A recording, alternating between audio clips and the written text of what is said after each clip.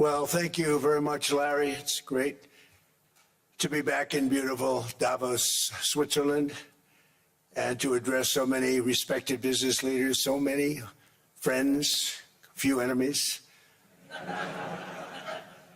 and all of the distinguished guests. It's a who's who, I will say that. I've come to this year's World Economic Forum with truly phenomenal news from America. Yesterday marked the one-year anniversary of my inauguration, and today, after 12 months back in the White House, our economy is booming, growth is exploding, productivity is surging, investment is soaring, incomes are rising, inflation has been defeated, our previously open and dangerous border is closed and virtually impenetrable. And the United States is in the midst of the fastest and most dramatic economic turnaround in our country's history.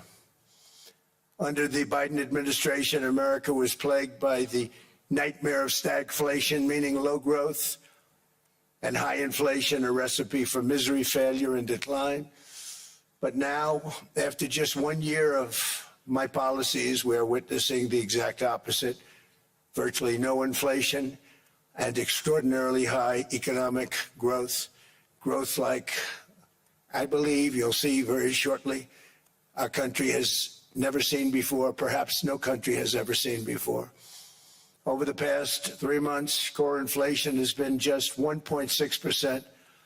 Meanwhile, fourth quarter growth is projected to be 5.4%, far greater than anybody other than myself and a few others had predicted. Since the election, the stock market has set 52 all-time high records. So that's in 1 year, 52 records, adding $9 trillion in value to retirement accounts, 401ks, and people's savings. People are doing very well. They're very happy with me.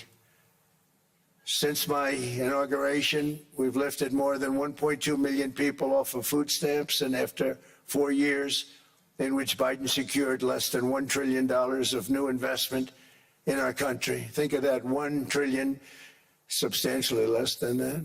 In 4 years, we've secured commitments for a record-breaking $18 trillion, and we think when the final numbers come out, they'll be closer to $20 trillion of investment. That's never been done by any country at any time, not even close. Just over 1 year ago, under the radical left Democrats, we were a dead country. Now we are the hottest country anywhere in the world. In fact, the United States economy is on pace to grow at double the rate that was projected by the IMF just last April. And with my growth and tariff policies, it should be much higher. I really believe we can be much higher than that. And this is all great news, and it's great for all nations. The USA is the economic engine on the planet, and when America booms, the entire world booms. It's been the history. When it goes bad, it goes bad. You all follow us down, and you follow us up, and we're at a point that I don't believe we've ever been. I never thought we could do it this quickly. My biggest surprise is I thought it would take more than a year, maybe like a year and 1 month. But it's happened very quickly. This afternoon, I want to discuss how we have achieved this economic miracle, how we intend to raise living standards for our citizens to levels never seen before, and perhaps how you too and the places where you come from can do much better by following what we're doing, because certain places in Europe are not even recognizable, frankly, anymore. They're not recognizable. And we can argue about it, but there's no argument. Friends come back from different places. I don't want to insult anybody and say I don't recognize it. And that's not in a positive way, in a very negative way. And I love Europe, and I want to see Europe go good, but it's not heading in the right direction. In recent decades, it became conventional wisdom in Washington and European capitals that the only way to grow a modern Western economy was through ever-increasing government spending, unchecked mass migration, and endless foreign imports. The consensus was that so-called dirty jobs and heavy industry should be sent elsewhere, that affordable energy should be replaced by the Green New Scam, and that countries could be propped up by importing new and entirely different populations from faraway lands. This was the path that sleepy Joe Biden administration and many other Western governments very foolishly followed, turning their backs on everything that makes nations rich and powerful and strong. And there's so much potential in so many nations. The result was record budget and trade deficits and a growing sovereign deficit driven by the largest wave of mass migration in human history. We've never seen anything like it. Quite frankly, many parts of our world are being destroyed before our very eyes, and the leaders don't even understand what's happening. And the ones that do understand aren't doing anything about it. Virtually all of the so-called experts predicted my plans to end this failed model would trigger a global recession and runaway inflation. But we have proven them wrong. It's actually just the opposite. In 1 year, our agenda has produced a transformation like America has not seen in over 100 years. Instead of closing down energy plants, we're opening them up. Instead of building ineffective, money-losing windmills, we're taking them down and not approving any. Instead of empowering bureaucrats, we're firing them, and they're going out and getting jobs in the private sector for 2 and 3 times what they were making in government. So they started off hating me when we fired them, and now they love me. Instead of raising taxes on domestic producers, we're lowering them and raising tariffs on foreign nations to pay for the damage that they've caused. In 12 months, we have removed over 270,000 bureaucrats from the federal payrolls, the largest single-year reduction in government employment since the end of World War II. Nobody thought that was coming, but we had no choice. To make a country great, you can't have all federal jobs. We've cut federal spending by $100 billion and slashed the federal budget deficit by 27% in the single year. It's going to go down quite a bit more from that, driving inflation way down from the record highs of the Biden administration. Every month, they went up and up and up. I promised to cut 10 old regulations for every single new regulation. But instead, I've cut, actually, till this point, 129 regulations for every one new regulation approved. So every time they come in with a new regulation, we do at least 10, but so far it's averaging out to 129, if you can believe it. In July, we passed the largest tax cuts in American history, including no tax on tips, no tax on overtime, no tax on Social Security for our great seniors. We also provided 100% expensing, that's the one they like, and bonus depreciation for all new equipment and capital investments to help companies expand and shift production to America. They are so in love with it. They build a plant, they're able to deduct it immediately, the whole thing, rather than waiting 38 to 41 years in the old days. This is a miracle taking place. Nobody thought it would ever be done by any country, but it's done by us. It was what made my first term the most successful 4-year term that we've ever had from a financial standpoint. And now we've upped it. This is a 10-year program, not a 1-year program, but you're allowed to deduct everything in 1 year. It used to be 38 to 41 years. With tariffs, we've radically reduced our ballooning trade deficit, which was the largest in world history. We were losing more than $1 trillion every single year, and it was just wasted. It was going to waste. But in 1 year, I slashed our monthly trade deficit by a staggering 77%, and all of this with no inflation, something everyone said could not be done. There were a couple of brilliant people that actually thought I was doing the right thing. I thought I was doing the right thing.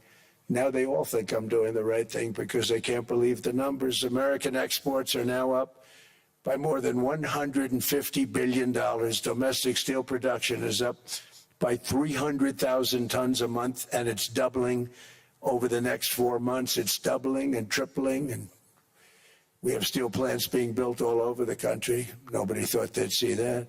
Factory construction is up by 41%, and that number is really going to skyrocket right now because that's during a process that they're putting in to get their approvals, and we've given very, very quick, fast approvals. In the process, we've made historic trade deals with partners covering 40% of all U.S. trade. Some of the greatest companies and countries in the world. We have countries as our partner, too. The European nations, Japan, South Korea. They're our partners. They've gone into massive deals with us, especially on oil and gas. And these agreements raise growth and cause stock markets to boom, not only in the U.S., but virtually every country that came to make a deal, because, as you've learned, when the United States goes up, you follow. It's really become a staple. In America, I've stopped the nation-wrecking energy policies that drive up prices while sending jobs and factories to the world's worst polluters. They are indeed polluters. Under sleepy Joe Biden, new domestic oil and gas leases fell by 95%. Think of that. And they wonder, why was gasoline going up so fast? The gasoline actually topped $5 a gallon, and some places $7 a gallon, and more than 100 major power plants were violently shut down by incompetent people that had no idea what the hell they were doing. Under my leadership, U.S. natural gas production is at an all-time high by far. U.S. oil production is up by 730,000 barrels a day, and last week we picked up 50 million barrels from Venezuela alone. Venezuela's been an amazing place for so many years, but then they went bad with their policies. 20 years ago it was a great country, and now it's got problems, but we're helping them. And those 50 million barrels, we're going to be splitting up with them, and they'll be making more money than they've made in a long time. Venezuela is going to do fantastically well. We appreciate all of the cooperation we've been giving. We've been giving great cooperation. Once the attack ended, and they said, let's make a deal. More people should do that. But Venezuela is going to make more money in the next 6 months than they've made in the last 20 years. Every major oil company is coming in with us. It's amazing. It's a beautiful thing to see. The leadership of the country has been very good. They've been very, very smart. The price of gasoline is now below $2.50 a gallon in many states, $2.30 a gallon in most states. Then we'll soon be averaging less than $2 a gallon. In many places, it's already down even lower, $1.95 a gallon. Numerous states are at $1.99, numbers that nobody has heard for years. Actually, since my last administration, we got it down to around those numbers.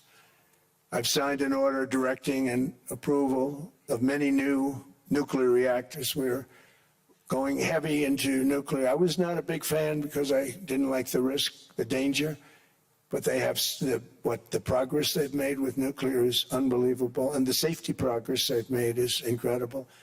We're very much into the world of nuclear energy, and we can have it now at good prices and very, very safe. And we're leading the world in AI by a lot.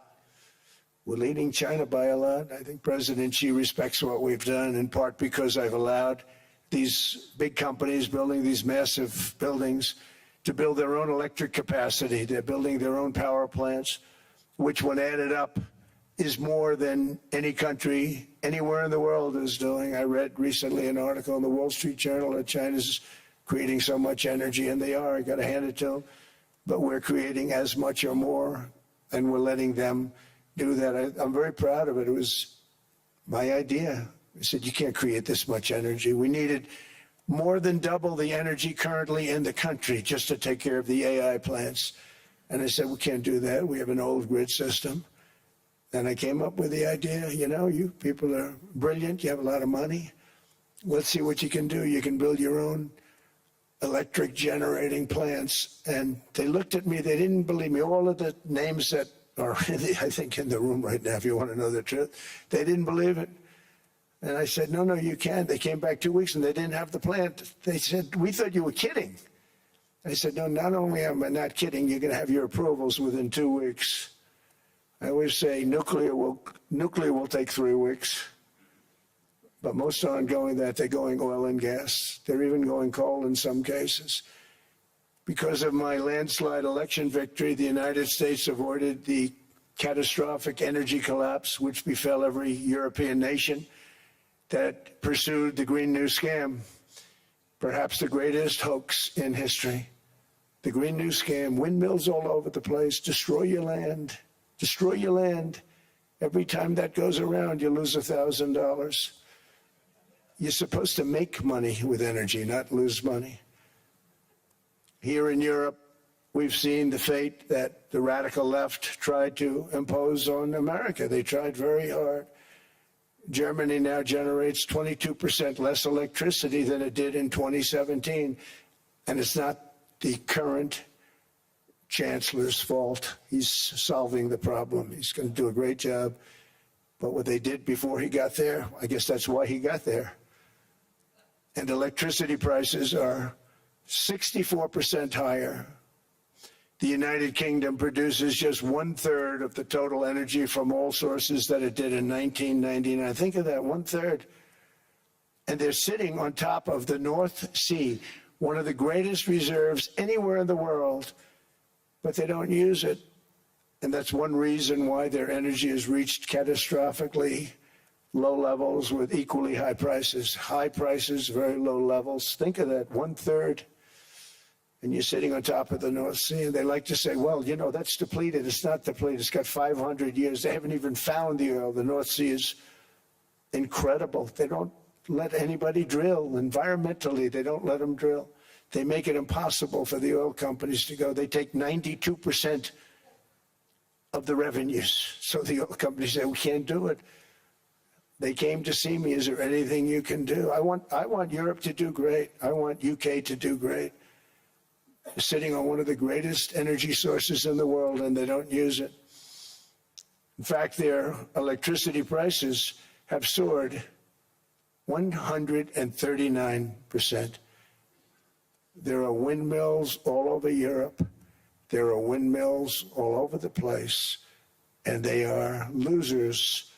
One thing I've noticed is that the more windmills a country has, the more money that country loses, and the worse that country is doing. China makes almost all of the windmills, and yet I haven't been able to find any wind farms in China. Did you ever think of that? It's a good way of looking at it. They're smart. China's very smart. They make them, they sell them for a fortune. They sell them to the stupid people that buy them, but they don't use them themselves. They put up a couple of big wind farms, but they don't use them. They just put them up to show people what they could look like. They don't spin. They don't do anything. They use a thing called coal, mostly. But China goes with the coal. They go with oil and gas. They're starting to look at nuclear a little bit. And they're doing just fine. They make a fortune selling the windmills, though. And I think really that's one that they wouldn't be surprised if it stopped. They are shocked that it continues to go. They're very friendly with me. They're shocked that people continue to buy those damn things. They killed the birds. They ruin your landscapes. Other than that, I think they're fabulous, by the way. Stupid people buy them. The consequences of such destructive policies have been stark, including lower economic growth, lower standards of living, lower birth rates, more socially disruptive migration, more vulnerability to hostile foreign adversaries, and much, much smaller militaries.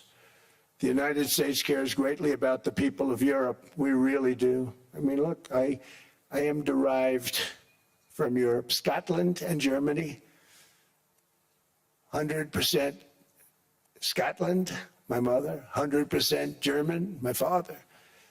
And we believe deeply in the bonds we share with Europe. as a civilization. I want to see it do great. That's why issues like energy, trade, immigration, and economic growth must be central concerns to anyone who wants to see a strong and united West, because Europe and those countries have to do their thing. They have to get out of the culture that they've created over the last 10 years. It's horrible what they're doing to themselves. They're destroying themselves. These beautiful, beautiful places. We want strong allies, not seriously weakened ones. We want Europe to be strong. Ultimately, these are matters of national security, and perhaps no current issue makes the situation more clear than what's currently going on with Greenland. Would you like me to say a few words of Greenland? I was going to leave it out of the speech, but I think I would have been reviewed very negatively. I have tremendous respect for both the people of Greenland and the people of Denmark, tremendous respect. But every NATO ally has an obligation to be able to defend their own territory. And the fact is, no nation or group of nations is in any position to be able to secure Greenland other than the United States. We're a great power, much greater than people even understand. I think they found that out 2 weeks ago in Venezuela. We saw this in World War II, when Denmark fell to Germany after just 6 hours of fighting and was totally unable to defend either itself or Greenland. So the United States was then compelled, we did it, we felt an obligation to do it, to send our own forces to hold the Greenland territory, and hold it we did at great cost and expense. They didn't have a chance of getting on it, and they tried. Denmark knows that. We literally set up bases on Greenland for Denmark. We fought for Denmark. We weren't fighting for anyone else. We were fighting to save it for Denmark. Big, beautiful piece of ice. It's hard to call it land. It's a big piece of ice. But we saved Greenland and successfully prevented our enemies from gaining a foothold in our hemisphere. So we did it for ourselves also. And then after the war, which we won it big. Without us, right now you'd all be speaking German and a little Japanese, perhaps. After the war, we gave Greenland back to Denmark. How stupid were we to do that? But we did it. But we gave it back. But how ungrateful are they now? So now our country and the world face much greater risks than it did ever before because of missiles, because of nuclear, because of weapons of warfare that I can't even talk about. 2 weeks ago, they saw weapons that nobody ever heard of. They weren't able to fire one shot at us. They said, what happened? Everything was discombobulated. They said, we've got them in our sights. Press the trigger, and nothing happened. No anti-aircraft missiles went up. There was one that went up about 30 feet and crashed down right next to the people that sent it. They said, what the hell is going on? Those defensive systems were made by Russia and by China. So they're going to go back to the drawing boards, I guess. Greenland is a vast, almost entirely uninhabited and undeveloped territory. It's sitting undefended in a key strategic location between the United States, Russia, and China. That's exactly where it is, right smack in the middle. Wasn't important nearly when we gave it back. You know, when we gave it back, it wasn't the same as it is now. It's not important for any other reason, you know, everyone talks about the minerals. There's so many places. There's no rare earth, no such thing as rare earth. There's rare processing, but there's so much rare earth. And this, to get to this rare earth, you got to go through hundreds of feet of ice. That's not the reason we need it. We need it for strategic national security and international security. This enormous unsecured island is actually part of North America, on the northern frontier of the Western Hemisphere. That's our territory. It is therefore a core national security interest of the United States of America. And in fact, it's been our policy for hundreds of years to prevent outside threats from entering our hemisphere. And we've done it very successfully. We've never been stronger than we are now. That's why American presidents have sought to purchase Greenland for nearly 2 centuries. You know, for 2 centuries they've been trying to do it. They should have kept it after World War II, but they had a different president. That's all right. People think differently. Much more necessary now than it was at that time, however. In 2019, Denmark said that they would spend over $200 million to strengthen Greenland's defenses. But as you know, they spent less than 1% of that amount. 1%. There's no sign of Denmark there. And I say that with great respect for Denmark, whose people I love, whose leaders are very good. It's the United States alone that can protect this giant mass of land, this giant piece of ice, develop it and improve it and make it so that it's good for Europe and safe for Europe and good for us. And that's the reason I'm seeking immediate negotiations to once again discuss the acquisition of Greenland by the United States, just as we have acquired many other territories throughout our history, as many of the European nations have. They've acquired, there's nothing wrong with it. Many of them, some went in reverse, actually, if you look. Some had great, vast wealth, great, vast lands all over the world. They went in reverse. They're stuck back where they started. That happens too. But some grow. But this would not be a threat to NATO. This would greatly enhance the security of the entire alliance, the NATO alliance. The United States is treated very unfairly by NATO. I want to tell you that. And when you think about it, nobody can dispute it. We give so much and we get so little in return. And I've been a critic of NATO for many years. And yet I've done more to help NATO than any other president by far, than any other person. You wouldn't have NATO if I didn't get involved in my first term. The war with Ukraine is an example. We are thousands of miles away, separated by a giant ocean. It's a war that should have never started, and it wouldn't have started if the 2020 U.S. presidential election weren't rigged. It was a rigged election. Everybody now knows that. They found out. People will soon be prosecuted for what they did. It's probably breaking news, but it should be. It was a rigged election. You can't have rigged elections. You need strong borders, strong elections, and ideally a good press. I always say it. Strong borders, strong elections, free, fair elections, and a fair media. The media is terrible. It's very crooked. It's very biased, terrible. But someday it'll straighten out because it's losing all credibility. Think of it. When I went in a landslide, a giant landslide, won all 7 swing states, won the popular vote, won everything, and I only get negative press. That means that it has no credibility. And if they're going to get credibility, they're going to have to be fair. So you need a fair press. But you also need those other elements. And I inherited a terrible, terrible situation. If you look, the border was open. The inflation was raging. Everything was bad with the United States when I came into office.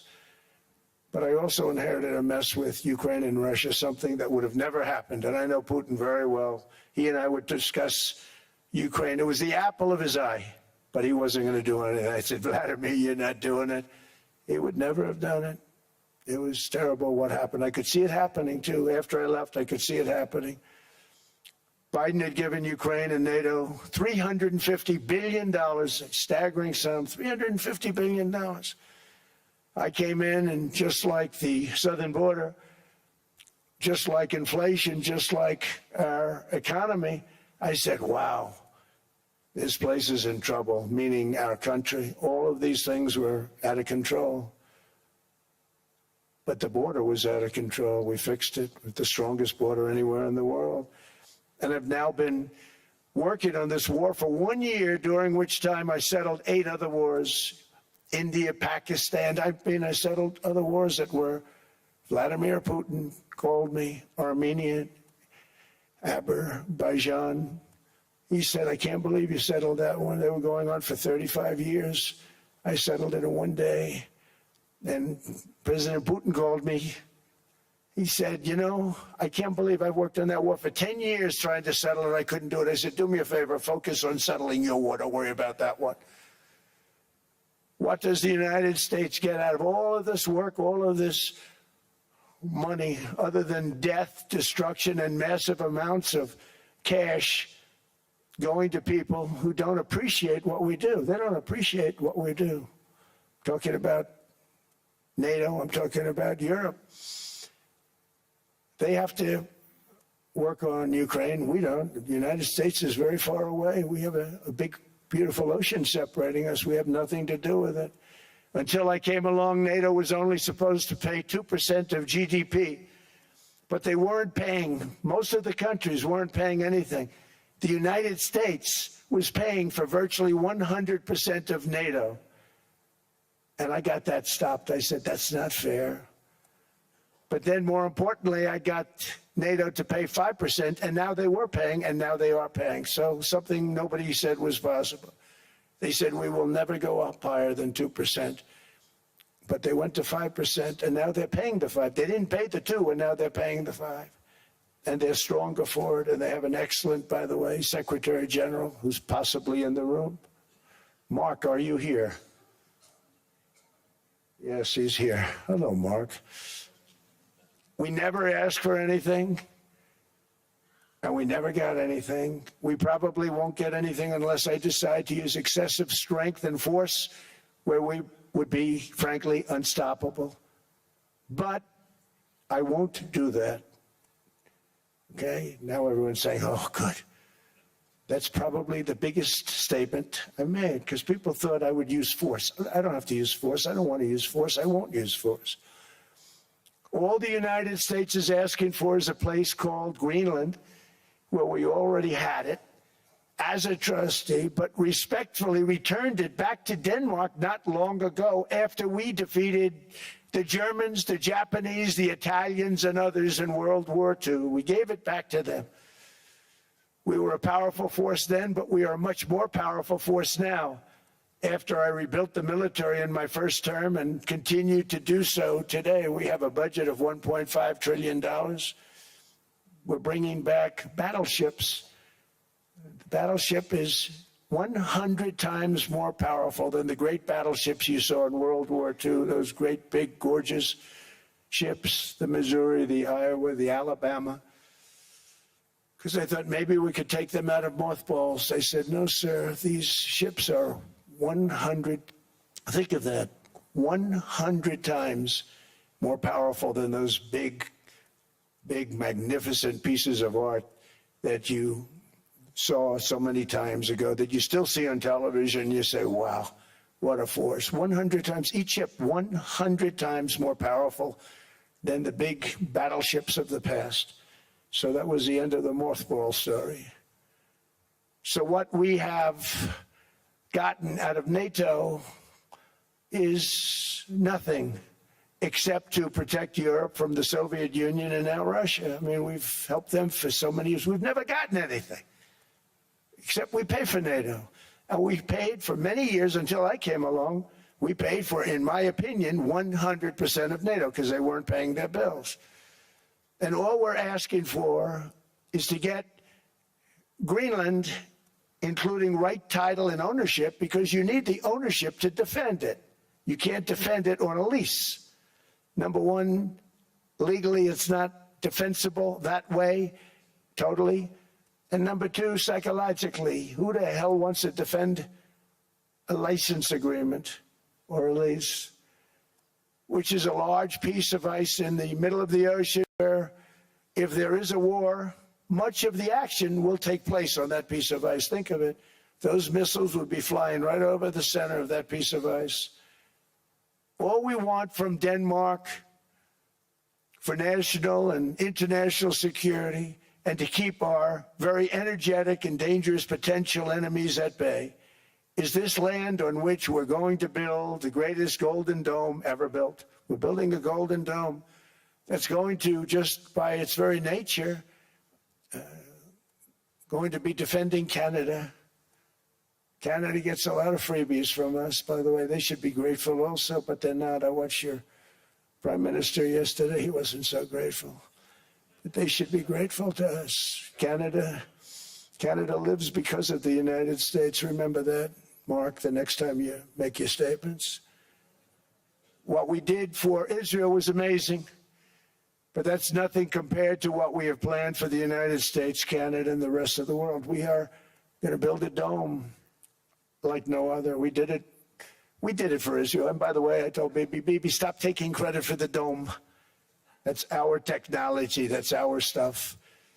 But they had a lot of courage, and they were good fighters, and they did a good job, and we wiped out the Iran nuclear threat like nobody can believe. Nobody's ever seen anything like it. That, Venezuela, taking down Soleimani, wiping out al-Baghdadi when he tried to reinstitute ISIS. We did a lot. I did a lot of big things, all perfectly executed. Everyone was perfectly executed. Somebody told me that, a military expert told me, sir, everything you've done has been perfectly executed. I said, I know. So other presidents have spent, whether foolishly or not, trillions and trillions of dollars on NATO and gotten absolutely nothing in return. We've never asked for anything. It's always a one-way street. Now they want us to help them with Ukraine. And let me say, we're going to. I'm really helping, not even them. I want to see, last week, if you saw, it was 10,000 soldiers, but last month it was 31,000 soldiers died. 31,000. That's this room times, the number of people in this room times 30. Think of it. 30,000 soldiers died in 1 month. The month before it was 27,000. The month before that it was 28,000. The month before that it was 25,000. It's a bloodbath over there. And that's what I want to stop. It doesn't help the United States, but these are souls. These are young people. Look like you, look like some of you right in the front row. They go to war. Their parents are so proud. Oh, there he goes, comes back. 2 weeks later, they get a call, your son's head's been blown off. I want to stop it. It's a horrible war. It's the worst since World War II. They keep going, they'll exceed World War II. The numbers are staggering, how many people they've lost. They don't want to talk about it. Ukraine and Russia lost just tremendous amounts. And I'm dealing with President Putin, and he wants to make a deal, I believe. I'm dealing with President Zelensky, and I think he wants to make a deal. I'm meeting him today. He might be in the audience right now. But they got to get that war stopped because too many people are dying, needlessly dying. Too many souls are being lost. It's the only reason I'm interested in doing it. But in doing it, I'm helping Europe, I'm helping NATO, and I've until the last few days when I told them about Iceland, they loved me. They called me daddy, right, last time. A very smart man said, he's our daddy. He's running it. I was like running it. I went from running it to being a terrible human being. But now what I'm asking for is a piece of ice, cold and poorly located, that can play a vital role in world peace and world protection. It's a very small ask compared to what we have given them for many, many decades. But the problem with NATO is that we'll be there for them 100%. But I'm not sure that they'd be there for us. If we gave them the call, gentlemen, we are being attacked. We're under attack by such and such a nation. I know them all very well. I'm not sure that they'd be there. I know we'd be there for them. I don't know that they'd be there for us. So with all of the money we expend, with all of the blood, sweat, and tears, I don't know that they'd be there for us. They're not there for us on Iceland, that I can tell you. I mean, our stock market took the first dip yesterday because of Iceland. So Iceland's already cost us a lot of money. But that dip is peanuts compared to what it's gone up. And we have an unbelievable future in that stock. That stock market is going to be doubled. We're going to hit 50,000, and that stock market's going to double in a relatively short period of time. because of everything that's happening. But this is a good example. After giving NATO and European nations trillions and trillions of dollars in defense, they buy our weapons. We make the greatest weapons in the world, but now we're going to make them faster, much faster. You saw that.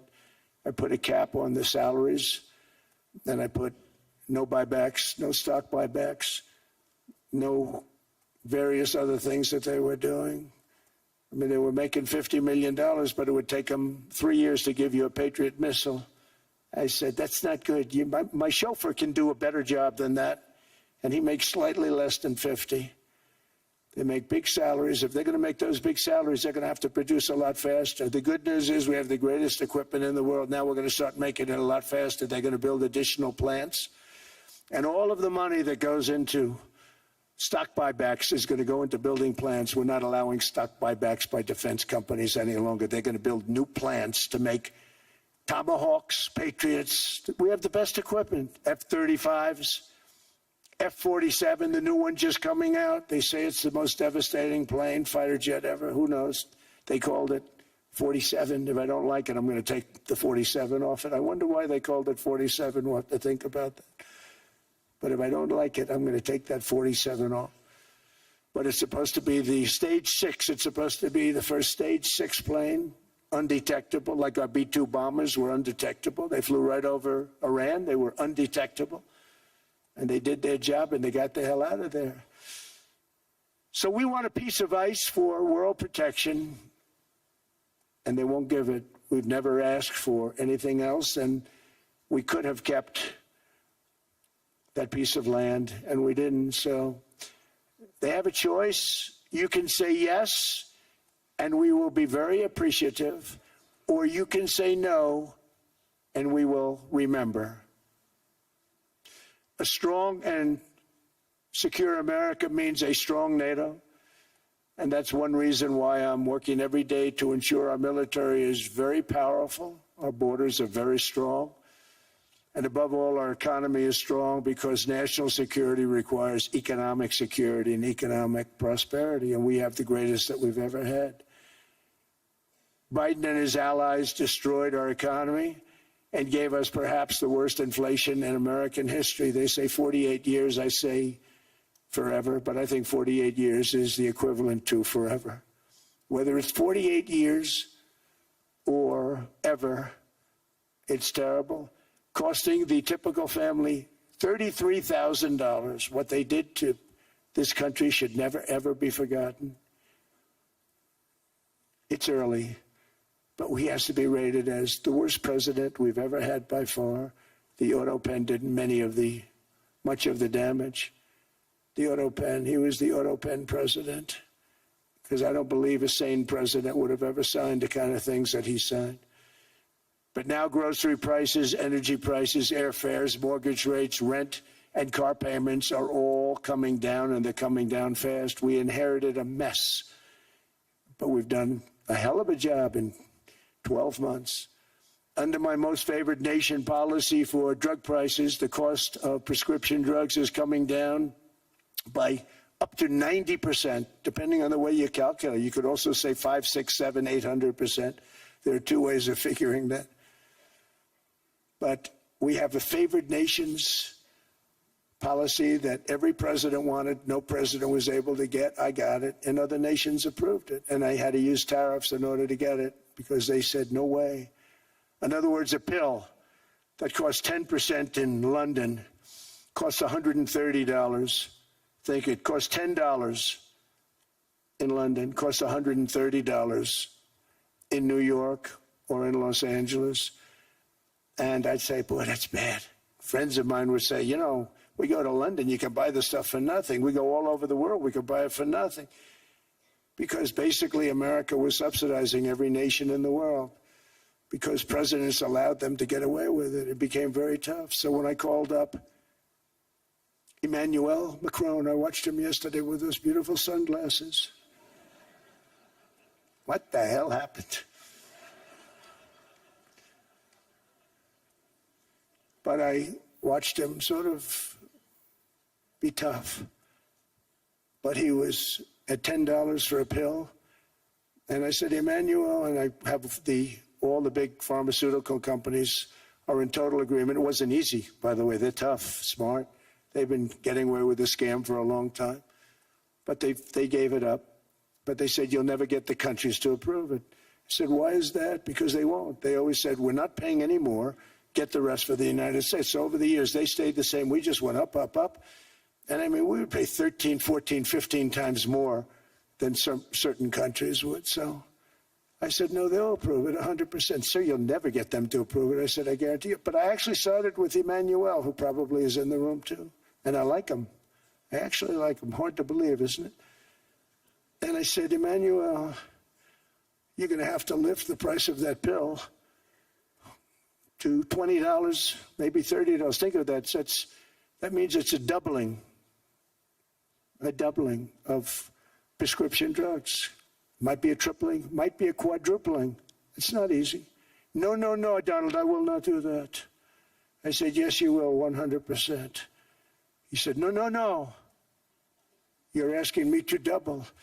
I said, Emmanuel, you've been taking advantage of the United States for 30 years with prescription drugs.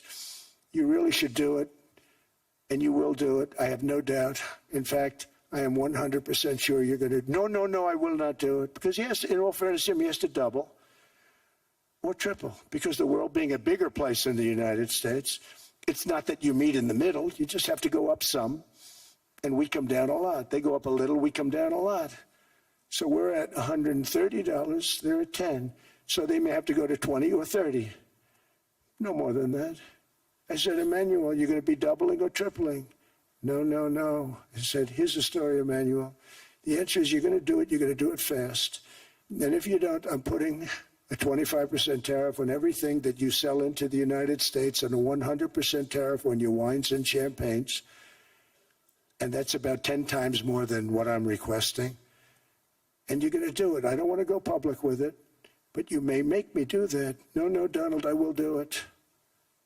I will do it. It took me, on average, 3 minutes a country, saying the same thing. You will do it. They all said, no, no, no, I will not do it. You're asking me to double the cost of prescription. I said, that's right, because you've been screwing us for 30 years. And they said, we will not do it. I said, that's all right. On Monday morning, we're putting a 25, 30, 50. I gave different numbers for different countries. This is also national security we're talking about. Not fair. We're not going to subsidize the whole world. And every one of those countries have agreed to do it. So one of the biggest things that I've done is the fact that we have now most favored nation. We will pay whatever the lowest price is in the entire world. So our drug prices are going to be coming down by staggering 90%. Again, you could say 1,000%, 2,000%. Depends on the way you want to figure it, but we'll go with the way the fake news likes it better because it sounds, can you imagine a 90% reduction sounds much worse. But drug prices are going to be coming down tremendously in all the nations, and I appreciate them doing it, but they did it. In all fairness, without tariffs, I wouldn't have been able to get it done. After declining $3,000 under Biden, real incomes are up in the United States by $2,000, $3,000, and even $5,000 and more. Home ownership has always been a symbol of health and vigor of American society, but that goal fell out of reach for millions and millions of people in the Biden era because interest rates went up so high. Today, I'm taking action to bring back this bedrock of the American dream. In recent years, Wall Street giants and institutional investment firms, many of you are here, many of you are good friends of mine, many of you are supporters. Sorry to do this to you, I'm so sorry. But you've driven up housing prices by purchasing hundreds of thousands of single-family homes, and it's been a great investment for them. Often as much as 10% of houses on the market. You know, the crazy thing is a person can't get depreciation on a house, but when a corporation buys it, they get depreciation. Okay, that's something we're going to have to think about, too. I don't know if too many people think about that. You buy a corporation, they buy 500 houses. They buy hundreds of thousands. They buy 500 houses. They can take depreciation. A person sweats and works and buys one house they can't. But homes are built for people, not for corporations, and America will not become a nation of renters. We're not going to do that. That's why I have signed an executive order banning large institutional investors from buying single-family homes. It's just not fair to the public. They're not able to buy a house. And I'm calling on Congress to pass that ban into permanent law, and I think they will. One of the biggest barriers to saving for a down payment has been surging credit card debt. The profit margin for credit card companies now exceeds 50%, one of the biggest. And they charge Americans interest rates of 28%, 30%, 31%, 32%. Whatever happened to usury? So to help our citizens recover from the Biden disaster, all caused by this horrible president, just horrible president, I'm asking Congress to cap credit card interest rates at 10% for 1 year. And this will help millions of Americans save for a home. They have no idea they're paying 28%. They go out there a little late in their payment and they end up losing their house. It's terrible. To unleash innovation and savings and financing, I'm also working to ensure America remains the crypto capital of the world. And to that end, last year I signed the landmark Genius Act into law. Now Congress is working very hard on crypto market structure legislation, Bitcoin, all of them, which I hope to sign very soon, unlocking new pathways for Americans to reach financial freedom. And I did it for two reasons. Number one, I thought it was politically good, and it was. I got tremendous political support. But more importantly, China wanted that market too. It's just like they want the AI. And we've got that market, I think, pretty well locked up. If I didn't do it, Biden was totally against it until before the election when they realized that, there were millions of people voting against him over crypto. And all of a sudden they loved it very much, but it was too late. They blew it. But it is politically popular, but it's much more importantly, we have to make it so that China doesn't get the hold of it. And once they have that hold, we're not going to be able to get it back. So I'm honored to have done it. Finally, I've instructed government-backed institutions to purchase up to $200 billion in mortgage bonds to bring down interest rates. And I'll be announcing a new Fed chairman in the not-too-distant future. I think he'll do a very good job. See, I gave away some of it. He did give that away. So we have something, got something, but somebody that's very respected. They're all respected. They're all great. Everyone that I interviewed is great. Everyone could do, I think, a fantastic job. Problem is they change once they get the job. They do. They're saying everything I want to hear, and then they get the job. They're locked in for 6 years. They get the job, and all of a sudden, let's raise rates a little bit. I call them, sir, we'd rather not talk about this. It's amazing how people change once they have the job. It's too bad. Sort of disloyalty, but they got to do what they think is right. We have a terrible chairman right now, Jerome Too Late Powell. He's always too late. And he's very late with interest rates, except before the election. He was just fine for the other side.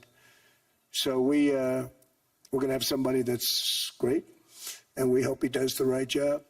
Last week, the average 30-year mortgage rate dropped below 6% for the first time in many years. Another major factor in driving up housing costs was the mass invasion of our borders. And I have to say one thing about housing, because nobody ever says this. I am very protective of people that already own a house, of which we have millions and millions and millions. And because we have had such a good run, the house values have gone up tremendously. And these people have become wealthy. They weren't wealthy. They become wealthy because of their house. And every time you make it more and more and more affordable for somebody to buy a house cheaply, you're actually hurting the value of those houses, obviously, because the one thing works in tandem with the other. And I don't want to do anything that's going to hurt the value of people that own a house who, for the first time in their lives, are walking around the streets of whatever city they're in, very proud that their house is worth $500,000, $600,000, $700,000. Now, if I want to really crush the housing market, I could do that so fast and people could buy houses, but you would destroy a lot of people that already have houses. In some cases, they've mortgaged their house, and the mortgage would be very low. And all of a sudden, the mortgage without any changes becomes very high, and they end up losing the house. I'm not going to hurt, and I speak with Scott, who's doing a fantastic job, and Howard, who's doing a fantastic job, and all of my people. And I always say, look, you know, I can crush the hell out of the market. We can drop interest rates to a level, and that's one thing we do want to do. That's natural. That's good for everybody. You know, the dropping of the interest rates, we should be paying a much lower interest rate than we are. We should be paying the lowest interest rate of any country in the world, because without the United States, you don't have a country. I mean, I had a case with Switzerland. We happened to be in Switzerland. Maybe I'll give you a quick story. But they were paying nothing. They make beautiful watches, great watches, Rolex, all of them.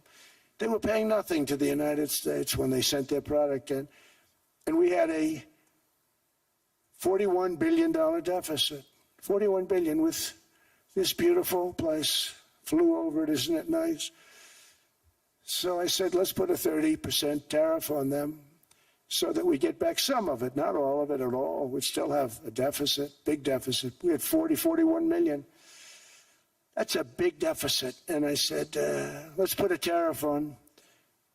Different tariffs, different places. You're all party to them. In some cases, victims to them. But in the end, it's a fair thing. And most of you realize that. But we put a 30% tariff on Switzerland, and all hell broke loose. They were calling, I mean, like you wouldn't believe. And I know so many people from Switzerland, incredible place, incredible, brilliant place. But I didn't realize that they're only good because of us. And there's so many other examples. I mean, us, probably other places, but a majority of the money they make is because of us, because we never charged them anything. So they come in, they sell their watches, no tariffs, no nothing. They walk away, they make $41 billion on just us. So I said, no, we can't do that. So I'm going to bring it up. I still would have a deficit pretty substantial, but I brought it up to 30%. And I guess Prime Minister, I don't think President, I think Prime Minister called a woman, and she was very repetitive. She said, no, no, no, you cannot do that, 30%. You cannot do that. We are a small, small country. I said, yeah, but you have a big, big deficit. You may be small, but you have a bigger deficit than big countries.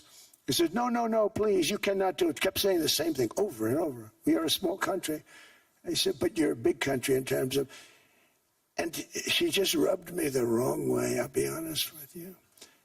And I said, all right, thank you, ma'am, appreciate it. Do not do this. Thank you very much, ma'am. And I made it 39%. And then all hell really broke out.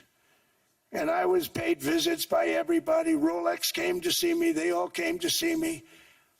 But I realized, and I reduced it, because I don't want to hurt people. I don't want to hurt them.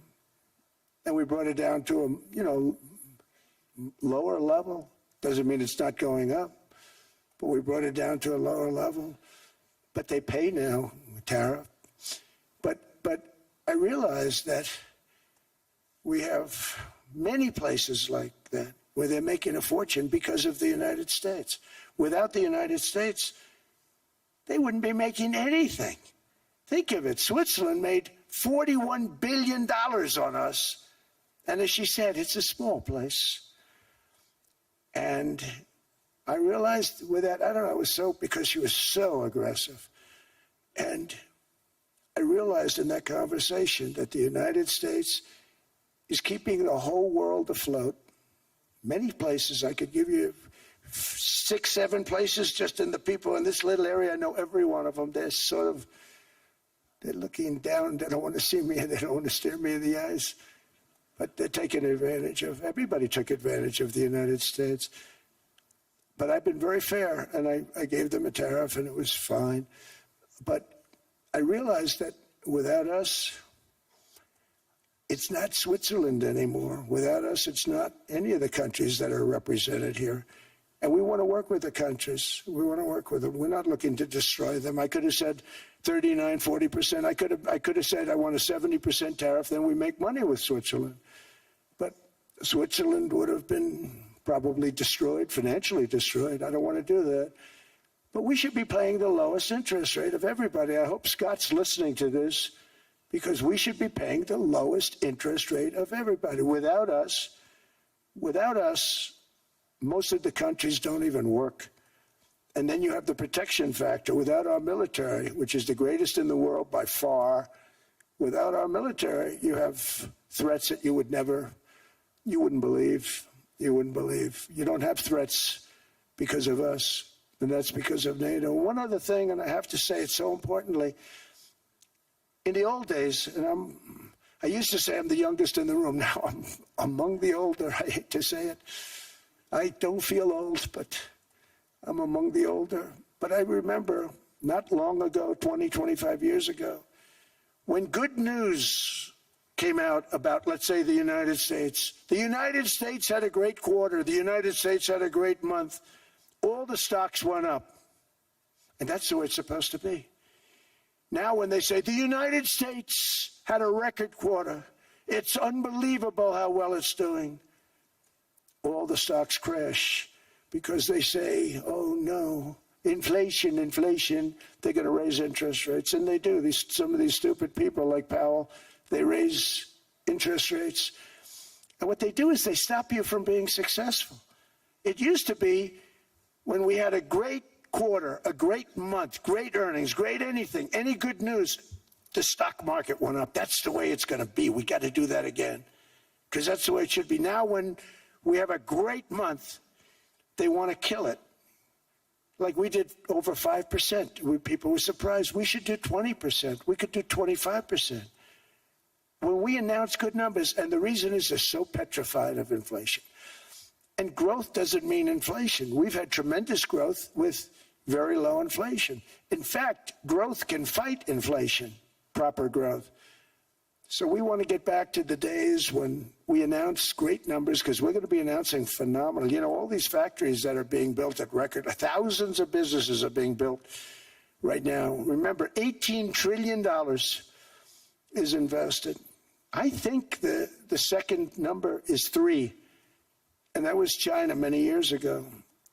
Investments in the country from outside. 18 trillion, nobody's ever seen. And that's money coming in and building things, factories. Thousands of businesses are being built, thousands. Hundreds of big factories, car plants are moving back to the United States. They're coming in from Canada, they're coming in from Mexico, from Japan. Japan's coming in and building plants here in order to avoid tariffs. They're coming in from China. They're coming in from all over the world. We have more plants being built now, car plants, than we've ever had built, even in the heyday from the 1940s and 50s. And they're bigger. They don't use renovations anymore where they take an old plant, they rip it down, they build a brand new plant, super modern plant. But it's happening at levels that nobody's ever seen. In 2024, the U.S. built less than 2 million new homes, but Biden admitted more than 8 million new migrants. And those days are over. In 2025, for the first time in 50 years, the United States had reverse migration. Boy, that was nice. And these were criminals that were being taken out of our country because they allowed people to come into our country from jails, from gangs, drug dealers, murderers. 11,888 murderers. We've gotten most of them out. And then ICE gets beat up by stupid people from leadership in Minnesota. We actually are helping Minnesota so much, but they don't appreciate it. Most places do. You know, Washington, D.C. is the safest place now in the United States. It was a very dangerous place to walk, and now you can walk with your wife, your kids, right through the middle of the city. Right now, Washington, D.C. is as safe as it gets. It was one of the most unsafe, I had to admit. We sent in the military, the National Guard. Within 2 months, it was great. Within 3 months, it's like a really great place and a safe place and a beautiful place. It's even been cleaned up. The graffiti's gone. The fences are gone. We don't have to worry about fences anymore. All of the places, the grasses are cut. and replaced with new grass in many cases. It's all going to happen in the spring. But Washington and D.C. is beautiful again, and it's safe. New restaurants are opening up. They were all closing. Now you can't get into a restaurant. Restaurants in Washington, D.C. are all opening. Memphis also. Memphis, Tennessee. New Orleans, Louisiana. We're there for 3 weeks. We've cut the crime down by 64%. Within another month, we'll have virtually no crime there. We can do that all over. We're going to help the people in California. We want to have no crime. I know Gavin was here. I used to get along so great with Gavin when I was president. Gavin's a good guy. And we're going to, if he needed it, I would do it in a heartbeat. I'd love to see. We did help them a lot in Los Angeles, a lot with the early in my term when they had some problems. But we would love to do it. I will say this, if I were a Democrat governor or whatever, I would call up Trump. I'd say, come on in, make us look good. Because we're cutting crime down to nothing. And we're taking people out, career criminals, who are only going to do bad things, and we're bringing them back to their countries. But where we've done it, it's been amazing. And we have a capacity to do it at much greater levels. We're cutting illegal aliens off welfare and other government benefits, and I have directed that starting immediately, there will be no more payments to sanctuary cities because they are really just sanctuaries for criminals. They're really protecting criminals, and those are the ones we have to get out of the country. Murderers, drug dealers, the mentally insane. They emptied their mental institutions into the United States. And despite that, we have the lowest crime numbers that we've ever had in the history of the country. Just came out. But equally importantly, we're cracking down on more than $19 billion in fraud that was stolen by Somalian bandits. Can you believe that Somalia, they turned out to be higher IQ than we thought? I always say these are low IQ people. How did they go into Minnesota and steal all that money? And we have, they're pirates, they're good pirates, right? But we shoot them out of the water just like we shoot the drug boats out. They're not pirating too many boats lately, do you notice? When they go out into those boats, they want to take over a $1.5 billion tanker loaded up with oil, and they say, we're going to blow up your boat. They have powerful weapons. You hit the side of the boat, you blow the whole thing up. The insurance companies are petrified, so they say, just give them the boat. We'll give them money instead. And I don't do that. We blow them right the hell out of the water. We see them going out, we blow them out of the water. We don't have any pirates so much anymore. If we do, they won't be there long. We've cut down with the hitting of the boats that are loaded up with drugs, including submarines. Can you believe they actually buy small, they call mini subs, very fast. They're meant for drugs. We've knocked out 2 of them. The Democrats say they were fishing. You have ruined somebody's fishing weekend. I would say a submarine is not a fishing boat. You don't fish. But we've knocked down drugs by water, the oceans, the sea, by 97.2%. Think of that. And I actually say, who the hell are the 3%? Because I would not want to be piloting one of those boats. We knocked them down, and now we're going to start on land. We're going to knock it all out.